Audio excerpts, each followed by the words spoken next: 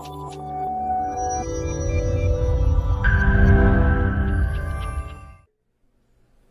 है Navodaya academy YouTube channel पे। आज जो हम लोग बातचीत करने वाले हैं वो चर्चा करने वाले हैं राष्ट्रीय शिक्षा नीति 2020-20। आपको पता ही होगा अभी हाल ही में केंद्र सरकार द्वारा राष्ट्रीय शिक्षा नीति 2020-20 को मंजूरी दी गई है।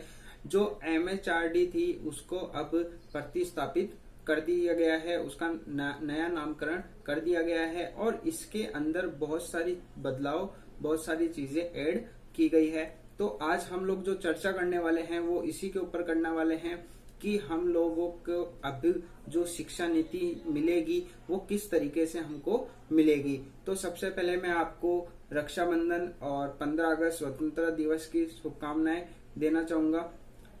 साथ ही आपको बताना चाहूंगा कि जो शिक्षा नीति अब लागू होगी वो जो नए हमारे विद्यार्थी होंगे उनके लिए बहुत ही लाभदायक होने वाली है, क्योंकि इसके अंदर बहुत सारे ऐसे बदलाव किए गए हैं जो सारे विद्यार्थियों को काफी लाभप्रद है।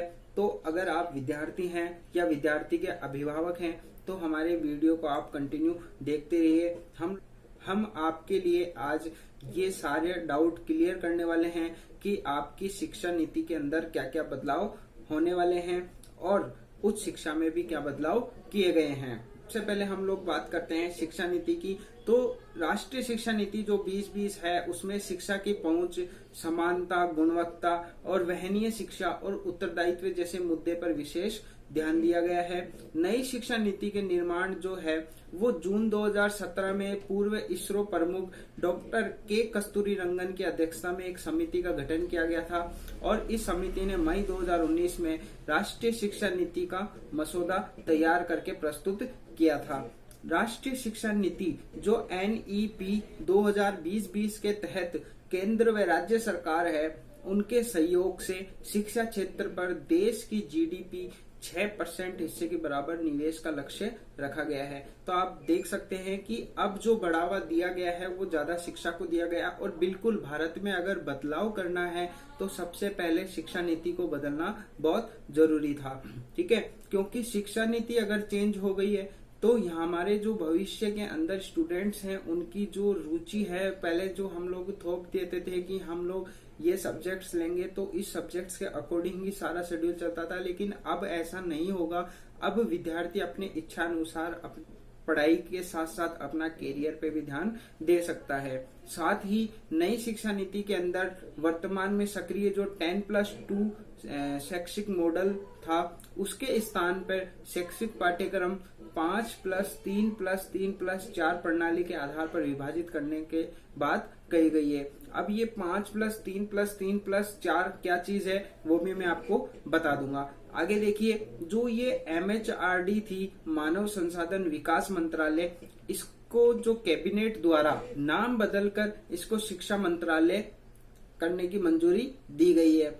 साथ ही जो प्री प्राइमरी है वो 3 से 8 वर्ष तक लागू होने वाली है, 8 से 11, फिर 11 से 14 और 14 से 18 वर्ष की उम्र के बच्चों के लिए ये रखी गई है। साथ ही 3 से और 6 वर्ष के आयु के जो बच्चे थे वो आंगनवाड़ी, बाल वाटिका और प्री स्कूल्स के माध्यम से मुफ्त व सुरक्षित व गुणवत्तापूर्ण प्रारंभिक बाल अवस्था देखभाल की शिक्षा ECCE की उपलब्धता सुनिश्चित करेगा और 6 से 8 वर्ष तक के बच्चों को प्राथमिक विद्यालयों में कक्षा 1 व कक्षा 2 की शिक्षा प्रदान की जाएगी।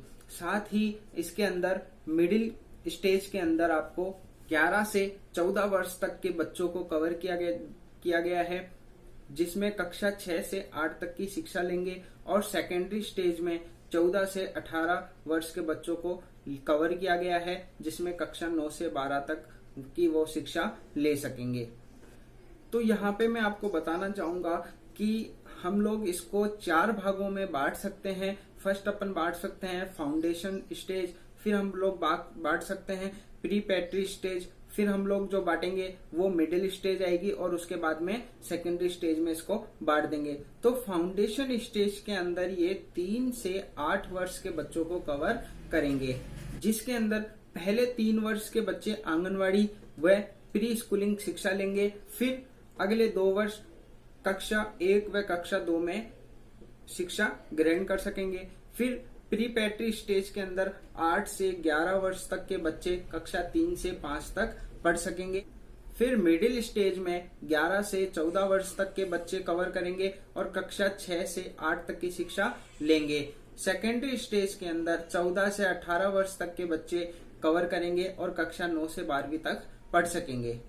और जो बोर्ड क्लासेस थी जैसे 10वीं और 12वीं, वो बहुत ही आसान तरीके से अब हम लोगों को उपलब्ध हो जाएगी, क्योंकि पहले क्या होता था, वार्षिक एग्जाम होते थे और वार्षिक एग्जाम की बच्चों को तैयारी करनी पड़ती थी। लेकिन अब इसको सेमेस्टर वाइज कर देंगे तो इसके अंदर क्या होगी, परीक्षाएं 2 बार हो जाएगी। परीक्षा अगर 2 बार हो गई तो बच्चों को आसानी से वो चीज पढ़नी पड़ेगी, क्योंकि पहले क्या होता था कि एग्जाम से पहले बच्चे तैयारी करते थे तो उसमें क्या है कि ज्ञान थोड़ा सा कमी रह जाती थी।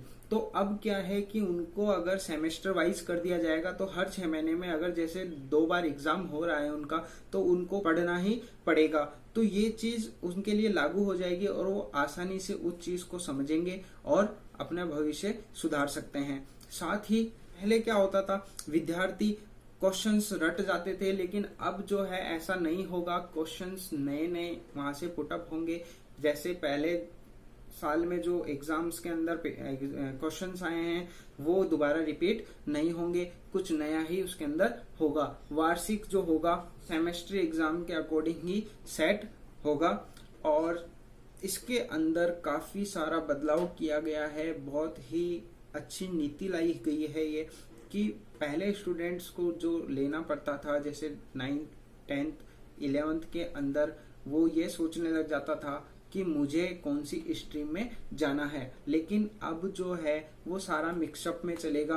मिक्सअप का मतलब ये नहीं कि सारा एक साथ ही हो जाए, लेकिन कुछ सब्जेक्ट्स ऐसे होंगे जो साइंस वाला भी आर्ट्स के ले सकता है और आर्ट्स वाला कॉमर्स के ले सकता है, कॉमर्स वाला साइंस के ले सकता है। तो इसके अंदर जो स्ट्रीम्स थी उनको, सब्जेक्ट्स को अब अपने स्टूडेंट्स के अकॉर्डिंग वो सेट कर सकते हैं।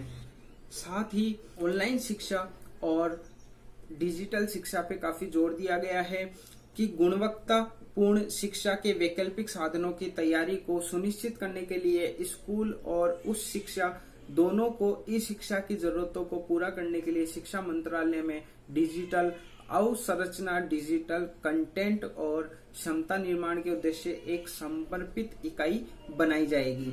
ठीक है, तो साथ ही इसके अंदर आपको पता लग गया होगा कि जैसे अभी फिलहाल कोरोना महामारी के कारण सब कुछ बंद हुआ है और स्टूडेंट्स को स्टडी अवेलेबल नहीं हो पाई है, तो इसके लिए पहले से ही तैयारी करके चल रहे हैं कि शिक्षा के अंदर अगर पहले ऐसा आता है कभी, तो उसको हम लोग शिक्षा को रोकेंगे नहीं और किस तरीके से शिक्षा आगे बढ़ सकती है। साथ ही मैं आपको बता देता हूं कि एनईपी में एमएचआरडी द्वारा बुनियादी साक्षरता व संख्यात्मक ज्ञान एवं राष्ट्रीय मिशन की स्थापना की मांग की गई है। राज्य सरकार द्वारा वर्ष 2025 तक प्राथमिक विद्यालयों में कक्षा 3 तक के सभी बच्चों में बुनियादी साक्षरता और संख्यात्मक ज्ञान प्राप्त करने हेतु इस मिशन में बहुत सारे कार्य और योजना तैयार की गई है। साथ ही एनईपी 2020-20 में कक्षा 5 तक की शिक्षा में मातृभाषा, स्थानीय या क्षेत्रीय भाषा को अध्ययन के माध्यम के रूप में अपनाने पर बल दिया गया है। साथ ही इस नीति में मातृभाषा को कक्षा 8 और आगे की शिक्षा के लिए प्राथमिकता देने के लिए सुझाव दिया गया है। मतलब अब जो 4th 5th तक जो स्टडी चलती थी वो जरूरी नहीं है कि इंग्लिश में ही हो या फिर हिंदी में ही हो। जहाँ की उसकी क्षेत्रीय भाषा है वहां से वो बच्चा मातृभाषा में पढ़ सकता है। साथ ही स्कूल और उस शिक्षा के अंदर छात्रों के लिए संस्कृत व अन्य प्राचीन भाषाओं का विकल्प उपलब्ध होगा, लेकिन जरूरी नहीं है, वो बातें नहीं है कि वो संस्कृत भाषा ले ही, वो जरूरी नहीं होगा। कि पहले ऐसा होता था कि 6 सब्जेक्ट्स मेन है, उसके साथ में संस्कृत इंक्लूड होती है, लेकिन अब ऐसा जरूरी नहीं है कि संस्कृत लेना जरूरी हो। और जो बधिर छात्र हैं, डिसेबिलिटी स्टूडेंट्स हैं, उनके लिए राष्ट्रीय और राज्य स्तर पर पाठ्यक्रम सामग्री विकसित की जाएगी और भारतीय संकेत भाषा जो है इंडियन साइन लैंग्वेज ISL को पूरे देश में मानवाधिकृत किया जाएगा, जिससे क्या होगा कि जो भी मूक बधिर बच्चे थे जो आसानी से पढ़ नहीं पाते थे, अब उनको आसानी से पढ़ाई उपलब्ध हो जाएगी। साथ ही एनईपी जो 2020-20 में है, इसके जो पाठ्यक्रम है, इसके अंदर इसकी जो प्रणाली है, इसमें बोझ कम कर दिया गया है और 21वीं सदी में कौशल के विकास, अनुभव आधारित शिक्षण व तार्किक चिंतन व प्रोत्साहित करने के विशेष ध्यान दिया गया है। तो अब जो स्टूडेंट्स हैं वो एक तरीके से स्टडी के लिए बिल्कुल बाध्य नहीं होंगे कि हमें ये सब्जेक्ट्स पढ़नी ही जरूरी है। वो अपने अनुसार उसको रुचि सहित पढ़ सकता है और ये रुचि हम लोग शुरू से ही उसके अंदर डालने वाले हैं, क्योंकि ये जो शिक्षा नीति है उसके अंदर काफी अच्छे से लिखा गया है कि बहुत सारे पॉइंट्स हैं, लेकिन मैं आपको ये कुछ पॉइंट बता रहा हूँ जो अभिभावक और स्टूडेंट्स के काम में आने वाले हैं। जो मेन पॉइंट है वो मैं आपको यहाँ पे बता रहा हूँ। बाकी शिक्षा नीति काफी चेंजेस हैं, पूरे बहुत सारे पॉइंट्स आए हैं इसके। तो मेनली जो मेन पॉइंट्स हैं वो मैं आज आपके लिए यहाँ पे लेकर आया हूँ। फिर भी आपको कोई कंफ्यूज है या फिर कोई क्वेश्चंस आपके दिमाग में आ रहा है कि जो इस वीडियो में आपका डाउट क्लियर नहीं हो पाया है, तो वो आप मुझे कमेंट बॉक्स में बता दीजिए, उसका आंसर्स वहां पे मैं आपको दे दूंगा। साथ ही शिक्षक प्रणाली में मैं आपको बता देता हूं कि शिक्षकों की जो नियुक्ति है वो प्रभावी और पारदर्शी प्रक्रिया का पालन तथा समय समय के लिए कार्य प्रदर्शन आकलन के आधार पर पदोन्नति दी जाएगी। राष्ट्रीय अध्यापक शिक्षा परिषद वर्ष 2022 तक शिक्षकों के लिए व्यावसायिक मानक NPST का विकास किया जाएगा। साथ ही राष्ट्रीय अध्यापक शिक्षक परिषद द्वारा NCERT के परामर्श के आधार पर अध्यापक शिक्षा हेतु राष्ट्रीय पाठ्य चर्चा के रूप में इसका विकास किया जाएगा। वर्ष 2030 तक अध्यापन के लिए न्यूनतम डिग्री योग्यता 4 वर्षीय एकीकृत B.Ed डिग्री का होना आवश्यक किया गया है। उस शिक्षा के अंदर जो है वो NEP 2020-20 के तहत उस शिक्षक संस्थानों में संकल नामांकन अनुपात 26.3% वर्ष 2018 से बढ़ाकर 50% तक करने का लक्ष्य रखा गया है। इसके साथ ही देश के उच्च शिक्षण संस्थानों में 3.5 करोड़ नई सीटों को जोड़ा जाएगा। साथ ही नई शिक्षा नीति के तहत MPhil कार्यक्रम को समाप्त कर दिया गया है। अब MPhil करने की कोई जरूरत नहीं है और इसके अंदर जो है वो डिजिटल शिक्षा को बढ़ावा